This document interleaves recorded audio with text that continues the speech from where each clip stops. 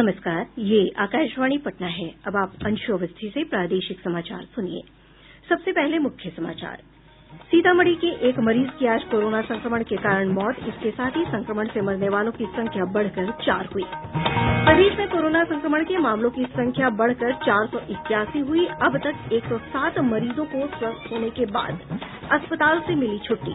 जयपुर से प्रवासी मजदूरों को लेकर आज पहली विशेष श्रमिक ट्रेन दानापुर पहुंची। केरल से बिहार के लिए आज 2 और ट्रेनें खुली।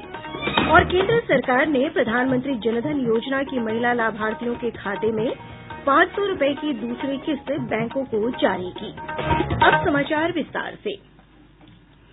प्रदेश में कोविड-19 संक्रमित एक और व्यक्ति की मौत के बाद मृतकों की संख्या बढ़कर 4 हो गई है। आज पटना के एनएमसीएच में कैंसर से ग्रसित सीतामढ़ी जिले के एक रोगी की कोरोना संक्रमण से मौत हुई। स्वास्थ्य विभाग के प्रधान सचिव संजय कुमार ने बताया कि युवक का मुंबई स्थित टाटा कैंसर रिसर्च इंस्टीट्यूट में इलाज चल रहा था। श्री कुमार ने बताया कि युवक 28 अप्रैल को मुंबई से सीतामढ़ी वापस लौटा था और उसे 30 अप्रैल को एनएमसीएच में भर्ती किया गया था। इधर कोविड-19 के 12 नये मामलों की पुष्टि होने के साथ ही संक्रमितों की संख्या बढ़कर 481 हो गई है। आज सामने आये नये मामलों में भोजपुर में 6, कैमूर में 3, बक्सर में 2 और सारण के एक व्यक्ति में कोरोना वायरस की पुष्टि हुई है। अब राज्य के 30 जिले इस महामारी की चपेट में आ गये हैं। स्वास्थ्य विभाग के अनुसार आज 9 और कोरोना संक्रमित मरीजों को स्वस्थ होने के बाद अस्पताल से छुट्टी दे दी गयी है। स्वस्थ होने वालों में नालंदा और पटना के 3-3, मुंगेर के 2 तथा बक्सर के 1 मरीज शामिल हैं। अब तक 107 मरीज स्वस्थ होकर अपने घर लौट चुके हैं। स्वास्थ्य विभाग के प्रधान सचिव संजय कुमार ने बताया कि अब तक 25,724 नमूनों की जांच की गई है। उन्होंने बताया कि बाहर से आये 57 लोगों में संक्रमण की पुष्टि हुई है। श्री कुमार ने बताया कि घर घर सर्वे अभियान के तहत अब तक 86,88,000 घरों का सर्वेक्षण किया जा चुका है। सर्वे के दौरान 4 करोड़ 68 लाख लोगों की जांच की गई है, जिनमें 3,275 लोगों में सर्दी, खांसी और बुखार की शिकायत दर्ज की गई है। प्रदेश में लॉकडाउन उल्लंघन के मामले में अब तक 1,758 प्राथमिकियां दर्ज की गई हैं। वहीं 1,742 लोगों को गिरफ्तार किया गया है। 53,944 वाहन भी जब्त किए गए हैं। अब तक 12 करोड़ रुपए से अधिक की राशि जुर्माने के रूप में वसूल की गई है। देश में कोविड-19 मामलों की संख्या बढ़कर 37,776 हो गई है, जबकि इस बीमारी से अब तक 1,223 लोगों की मौत हो चुकी है। स्वास्थ्य मंत्रालय की ओर से जारी आंकड़ों में बताया गया है कि कोविड-19 के इस समय 26,535 सक्रिय मामले हैं। 10,018 लोगों को उपचार के बाद अस्पतालों से छुट्टी दे दी गई है। राजस्थान के नागौर जिला से बिहार के 1,174 मजदूरों को लेकर एक विशेष श्रमिक रेलगाड़ी आज दोपहर बाद पटना के दानापुर स्टेशन पहुंची। स्वास्थ्य मंत्री मंगल पांडेय ने स्टेशन पर श्रमिकों का स्वागत किया। ट्रेन के पहुंचने से पहले दानापुर रेलवे स्टेशन को संक्रमण मुक्त किया गया और अतिरिक्त सुरक्षा बलों की भी तैनाती की गई थी। पटना के जिलाधिकारी कुमार रवि ने बताया कि सभी मजदूरों की स्वास्थ्य जांच दानापुर के रेलवे स्कूल में कराने के बाद उन्हें संबंधित जिलों में बस से भेजा जा रहा है। अपने घरों को जाने के लिए उत्सुक राजस्थान से पहुंचे मजदूरों ने केंद्र, राज्य और रेलवे के प्रति आभार भी प्रकट किया। जिलाधिकारी ने बताया कि इन कामगारों को प्रखंडों में बने क्वारंटीन सेंटर में 21 दिनों के लिए रखा जाएगा। क्वारंटीन सेंटर में कामगारों का कौशल सर्वेक्षण भी किया जाएगा ताकि उन्हें रोजगार उपलब्ध कराया जा सके। गौरतलब है कि केंद्र सरकार ने लॉकडाउन के कारण अलग अलग जगहों पर फंसे कामगारों, तीर्थयात्रियों, पर्यटकों, विद्यार्थियों और अन्य लोगों के लिए श्रमिक स्पेशल रेलगाड़ियां चलाने का फैसला किया है। मुख्यमंत्री नीतीश कुमार ने प्रवासी कामगारों और विद्यार्थियों को वापस लाने में सहयोग के लिए केंद्र सरकार, रेल विभाग और राजस्थान सरकार के प्रति आभार व्यक्त किया है। केरल के एर्नाकुलम और तिरूर से पटना के दानापुर के लिए आज शाम 2 विशेष श्रमिक ट्रेन रवाना हो गई है। ये विशेष रेलगाड़ी 4 मई को दानापुर पहुंचेगी। इधर राजस्थान के कोटा से गया और बेगूसराय के लिए कल विशेष ट्रेनें चलाई जाएंगी। इधर ओडिशा के नवरंगपुर में फंसे प्रदेश के छात्रों को वाहनों के जरिए पटना लाया जा रहा है। आपदा प्रबंधन विभाग के प्रधान सचिव प्रत्यय अमृत ने बताया कि गुजरात के अहमदाबाद और सूरत, आंध्र प्रदेश के विजयवाड़ा से भी ट्रेनें चलाने पर सहमति बन गई है। उन्होंने बताया कि दिल्ली, कर्नाटक और महाराष्ट्र से विशेष ट्रेनों के परिचालन पर बातचीत चल रही है। केंद्रीय और सूचना प्रसारण मंत्री प्रकाश जावड़ेकर ने कहा है कि लॉकडाउन के तीसरे चरण में 4 मई से व्यावहारिक तौर पर लगभग आधे देश में कामकाज शुरू हो जाएगा। श्री जावड़ेकर ने कहा कि लॉकडाउन से हमें सफलता मिली है और कोरोना महामारी को रोकने में अन्य देशों की तुलना में भारत का निष्पादन बेहतर रहा है। भारत ने इस क्राइसिस को ठीक मैनेज किया है, यह हमें समझना पड़ेगा। और ये इसलिए हुआ कि समय पे लॉकडाउन हुआ, लॉकडाउन का कड़ाई से पालन हुआ और अब ईजिंग आउट कर रहे हैं, फेजिंग आउट कर रहे हैं। और फेजिंग आउट में ग्रीन जोन में लगभग सारी दैनंदिन एक्टिविटीज जो है, रोजमर्रा की सारी एक्टिविटीज खुल गई है। सभी उद्योग और खासकर उद्योग ग्रामीण क्षेत्रों में ही होते हैं, एकदम शहरों के बीचे बीच फैक्ट्रीज नहीं होती है, तो वो आसपास होती है। वो सारी फैक्ट्रीज भी डेडिकेटेड ट्रांसपोर्ट से चालू रहेगी। तो वो दूसरा मुद्दा है। कंस्ट्रक्शन एक्टिविटीज शुरू कर सकते हैं, जहां वहां मजदूर, वैसे भी कंस्ट्रक्शन एक्टिविटी पर मजदूर वही रहते हैं। श्री जावड़ेकर ने कहा कि विपक्ष केवल दोषारोपण में लगा हुआ है और उसके पास विचार विमर्श का कोई एजेंडा या मुद्दा नहीं है। उन्होंने कहा कि विपक्ष ऐसे मुद्दों पर सरकार की आलोचना करता है जिन पर वो पहले सहमति व्यक्त कर चुका होता है। प्रादेशिक समाचार आप आकाशवाणी पटना से सुन रहे हैं। केंद्र सरकार ने 4 मई से लॉकडाउन की अवधि देशभर में 2 सप्ताह के लिए आगे बढ़ा दी है, परंतु ग्रीन और ऑरेंज श्रेणी में आने वाले कम जोखिम वाले जिलों में पर्याप्त रियायतें दी जाएंगी। गृह मंत्रालय ने कल नए दिशा निर्देश जारी किए, जो रेड, ग्रीन और ऑरेंज जोन में विभाजित जिलों के जोखिम के अनुसार लागू होंगे। सरकार द्वारा घोषित नए दिशा निर्देशों का समाज के सभी वर्ग ने खुलकर स्वागत किया है।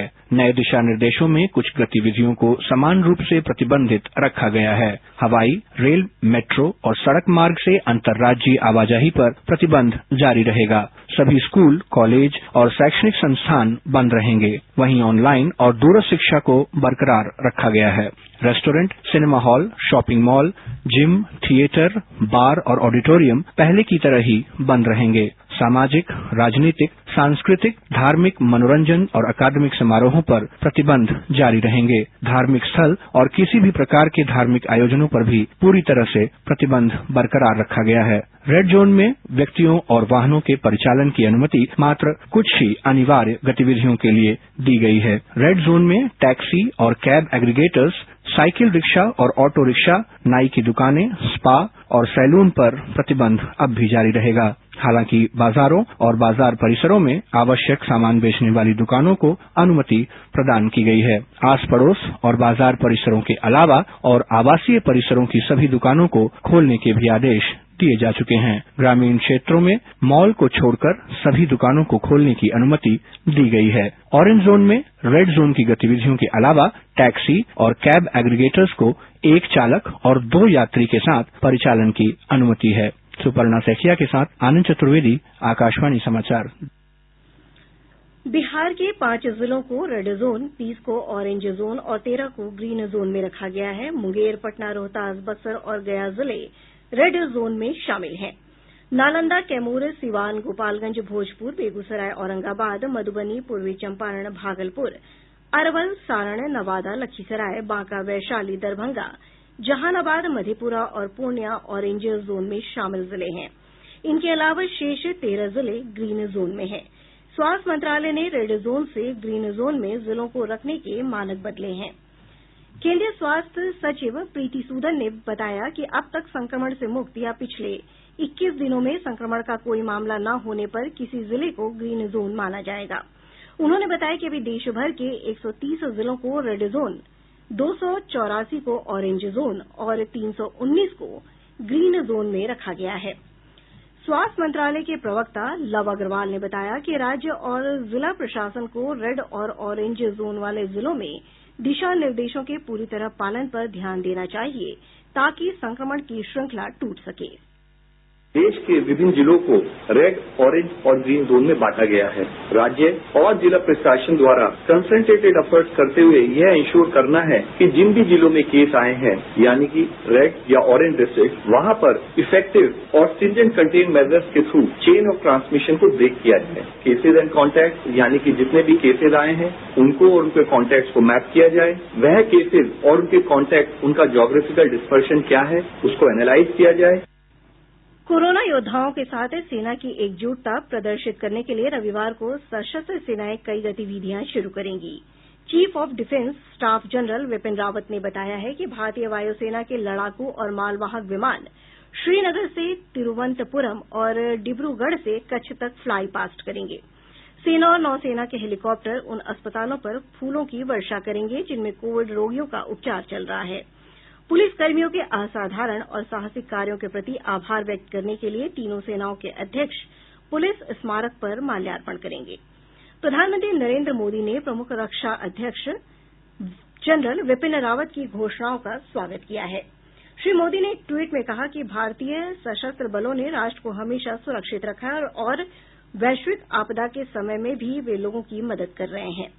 गृह मंत्री अमित शाह ने कोरोना योद्धाओं का आभार व्यक्त करने के निर्णय के लिए चीफ ऑफ डिफेंस स्टाफ और सशस्त्र सेनाओं को बधाई दी है।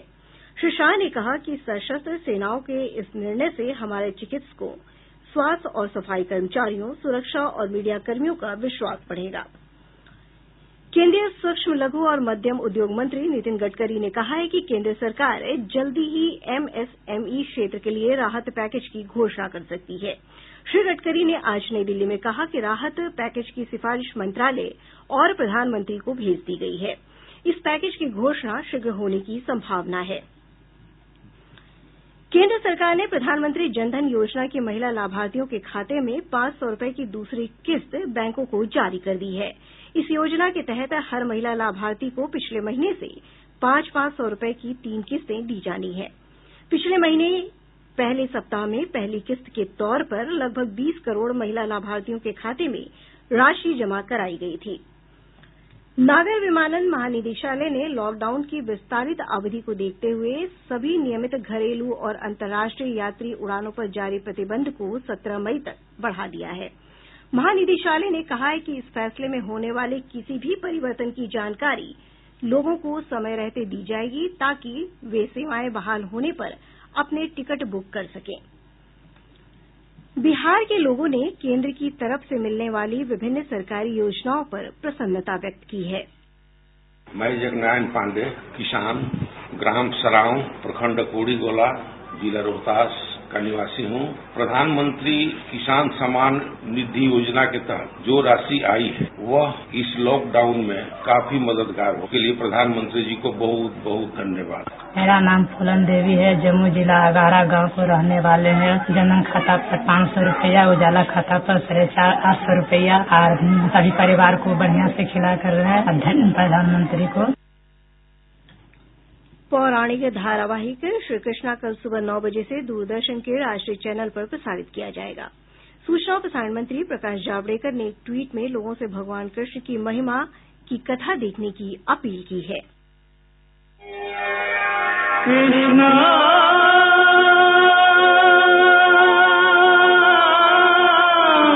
दर्शकों का पसंदीदा धारावाहिक श्री कृष्ण जल्द आ रहा है डीडी नेशनल, फ्री डिश और अन्य डीटीएच चैनल पर। सब्सक्राइबर्स अपना चैनल नंबर नोट करें। Free Dish 001, Tata Sky 114, Airtel 148, Sun Direct 302, Videocon D2H 149, Dish TV 193 और डेन 138। आगामी आकर्षण धारावाहिक श्री कृष्ण।